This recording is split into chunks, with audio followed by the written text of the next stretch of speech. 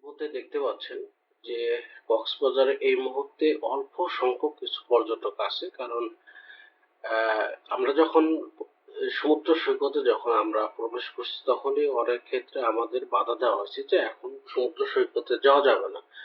তো আমরা যারা বিভিন্ন ওয়েতে সমুদ্র সৈকতে আসছি, তো এর মাঝে পুলিশ এবং যারা দায়িত্বে আছে তারা বারবার মাইকিং করতেছে ওই সমুদ্র সৈকত থেকে হোটেলে চলে যাওয়ার জন্য। আর নতুন যারা আসে তাদেরকে প্রবেশ করতে দিচ্ছে না।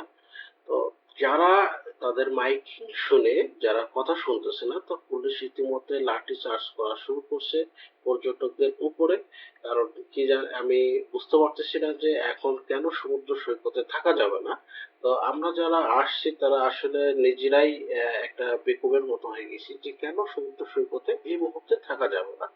তো সবারই আসলে টোটালি যারা আছেন তারা তাদেরকে রীতিমতো বিভিন্ন ওয়েতে সমুদ্র সৈকত থেকে টোটালিও তারা হোটেলে পাঠিয়ে দিয়েছে।